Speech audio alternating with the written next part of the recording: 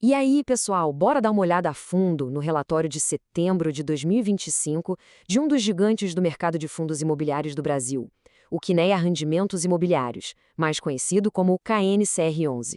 Vamos decifrar juntos o que está por trás do desempenho dele. Para a gente começar, só para ter uma ideia do tamanho desse fundo, a gente está falando de um patrimônio líquido de 7,8 bilhões de reais. Não é pouca coisa, né? Isso coloca ele lá no topo, como um dos maiores do nosso mercado. E olha só que interessante, todo esse patrimônio bilionário está distribuído entre mais de 444 mil cotistas. É muita gente. Isso mostra o quanto o fundo é popular, mas também, claro, a responsabilidade gigante que a gestão tem nas mãos. Tá, mas como ele gera valor com tudo isso? A estratégia principal dele é investir nos chamados CRIs, que são os Certificados de Recebíveis Imobiliários. Pensa neles como dívidas do setor imobiliário. O foco aqui é em ativos considerados de baixo risco e que são pós-fixados. O que isso quer dizer? Que os rendimentos deles acompanham as taxas de juros do mercado. Se os juros sobem, os ganhos tendem a subir também. Vamos ver como isso funcionou na prática? Para organizar a nossa conversa, a gente vai passar por 4 pontos-chave. Assim, a gente consegue ter uma visão bem completa da saúde e da performance do fundo neste mês de setembro. Beleza, vamos começar pelo começo, né? Afinal, qual é a grande missão do KNCR11? O que ele busca fazer? De forma bem direta, o foco do fundo é segurança. A ideia é investir nessas dívidas imobiliárias que acompanham as taxas de juros do mercado, como a taxa DI, sabe? Com isso, eles tentam minimizar os riscos para os investidores. Certo. E como é que essa estratégia toda vira, dinheiro no bolso de quem investe? Agora a gente chega na parte que todo mundo gosta, os dividendos. E o número de setembro foi esse aí, ó, R$ 1,35 por cota. Foi exatamente esse o valor que cada cotista recebeu no mês. Mas a pergunta é, de onde veio esse valor? Olha, e aqui tem um detalhe que vale a pena a gente prestar atenção.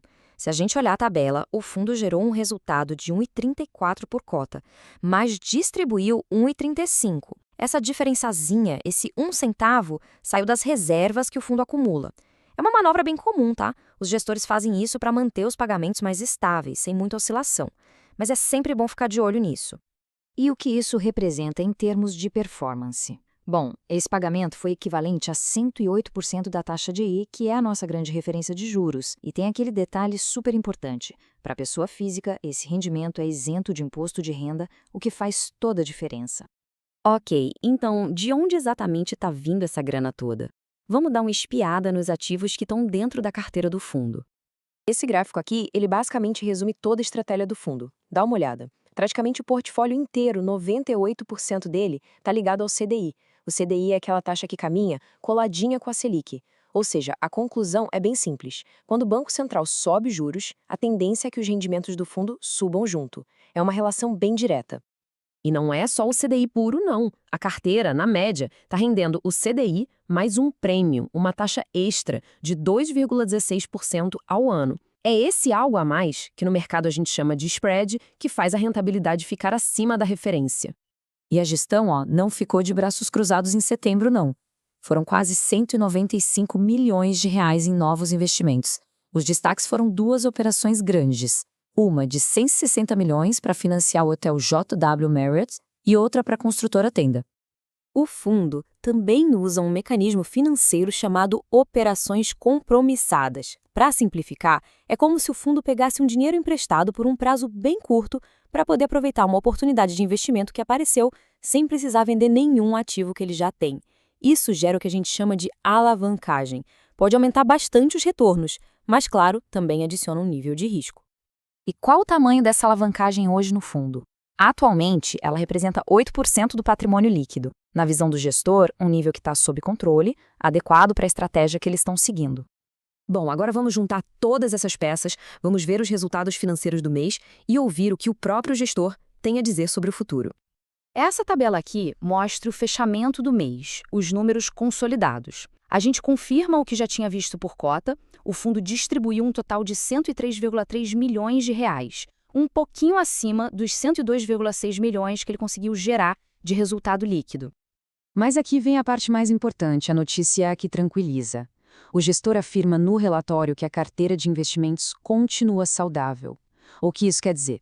que mesmo usando essa alavancagem, não teve nenhum problema de calote ou de crédito. Os devedores estão todos pagando em dia. E olhando para o futuro, a visão do gestor é otimista. Como a carteira quase toda pós-fixada, ligada ao CDI, a expectativa de que a Selic continue alta é uma boa notícia para o fundo.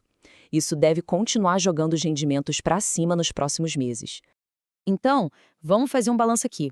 Do lado positivo, o que a gente tem? Uma carteira saudável, um rendimento excelente de 108% do CDI e uma liquidez diária alta. Já nos pontos de atenção, o que a gente precisa ficar de olho?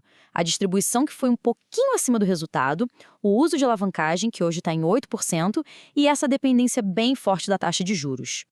E tudo isso nos leva a uma reflexão final, né? Com o cenário de juros ainda altos, como é que o KNCR11 vai conseguir equilibrar a necessidade de manter pagamentos estáveis para os cotistas e, ao mesmo tempo, continuar crescendo o portfólio? A estratégia do fundo parece muito bem alinhada com o momento econômico atual, mas, como sempre no mundo dos investimentos, encontrar o equilíbrio perfeito entre risco e retorno vai ser o grande segredo do sucesso.